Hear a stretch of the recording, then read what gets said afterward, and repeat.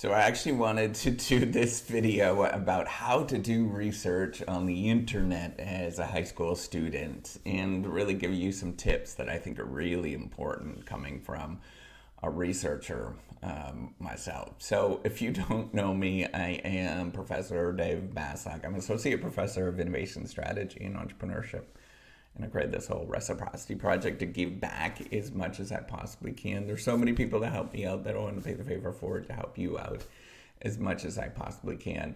A lot of people really get confused with research and, talk about doing research and they don't really quite understand what it means to do research. It's not just about reading everything, and it's not like reading whatever you can find on the internet. That is it doesn't really work out that well for a lot of people if you go around in that particular direction. But, you can do a lot of research yourself, and I'm actually a really big advocate of it. I do it a lot in areas that I'm not great at. And so, I mean, that's just how you learn things, right? So this is what you have to remember when you're doing research on the internet, on the interwebs, is to remember that scientific articles, there's a lot actually that aren't that good. And it is the general rule that most scientific articles are not great, but there's ones that are really good, and we look for those. We're very, very aware of that as scientists, because there's all sorts of reasons why you can get scientific articles published, just like in the newspaper or whatnot. To get an article in the New York Times is really stinking hard. It's really hard to be that good, but you can get an article published in the international newspaper of Chewbacca. You can. There's definitely places you can get stuff published. You have to be really careful in terms of what you come across, and we're painfully aware of that, right? So a lot of scientific articles, even in the scientific arena, are not that good, and we're careful about that. So the another general rule is that peer-reviewed scientific articles are harder to write than newspaper articles. But it depends on what's going on. So some scientific articles might take years to write and a tremendous amount of money and resources, and other ones could be done in a matter of a couple of days. And you want to make sure that you're not giving those equal weight. That's super important. And as scientists, we sort of recognize that. So a good place to start is to go onto Google Scholar. It's pretty accurate and pretty good. I use it all the time. So it's scholar.google.com, and take a look to see at what they have there.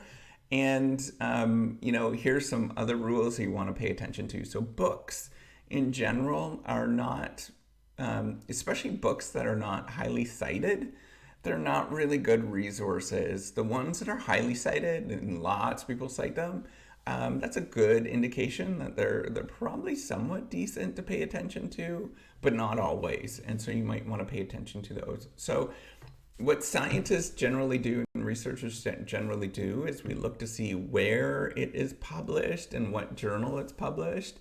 And the reason is, like, some journals, well, anybody can publish in them. Like, literally anybody can publish in them. It's not that hard to get into them. But other ones, it might be like the top 1% of the people, of the smartest people in the world in that particular area, will get an article published in that particular journal. So it's really hard to get into some of those ones. They're just really incredibly competitive to get into them. And so we tend to pay attention to those ones a little bit more. And, there's general rules, and you can kind of look it up to get a sense of it as you're doing it. But, well-known journals are generally harder to get into, because that's what we're looking for, is to build our reputation. So we send things to well-known journals.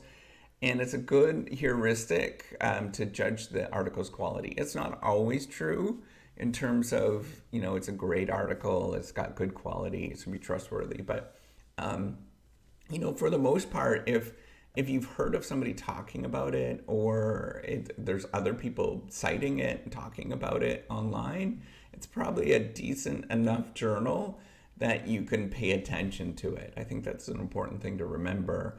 And, another thing to remember is that as scientists, we don't understand the articles when we first read them as well. So what we have to do is take a deep dive and start thinking about them. So if you don't understand a scientific article, you probably have to do a little bit of extra research there, and take a little bit more of a deeper dive, and read a little bit more about what some things they're talking about and that kind of stuff.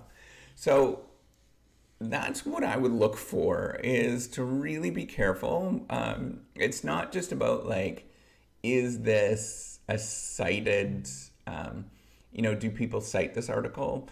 But it's also who's citing it, and is it part of the scientific conversation at this moment? And it's really a conversation, right, where people are paying attention to this thing, and you have to see, oh, that's the other thing. So, how do you tell if it's being cited by legitimate people and all that kind of stuff? Look to see where they're, those people, and I click on where are the authors? What schools are they at? If they're at schools that you're oh crap, I totally recognize that, super legitimate, really stinking hard school to get into, all that kind of stuff, and they're citing it, that's a good sign. That usually means it's vetted. So this is this kind of group effort, right? Where you're, everybody is kind of looking out for other things and stuff. And if it's a really good scientific idea, those people are going to pay attention to it, and they're going to say, hey, that's actually a decent idea. We should pay attention to it. So that's our job, right? It's our job to pay attention to good ideas that are valid. And if we don't, we get discredited. And that's not a good thing, right? If we start citing stuff that is not good, and then we get really discredited, and then we basically lose our job. We can't really work in the profession anymore. So we're really careful about that. So with that, give me a thumbs up. Do subscribe to the YouTube channel. Take care, and happy researching. All right, take care. Have a wonderful day. Bye.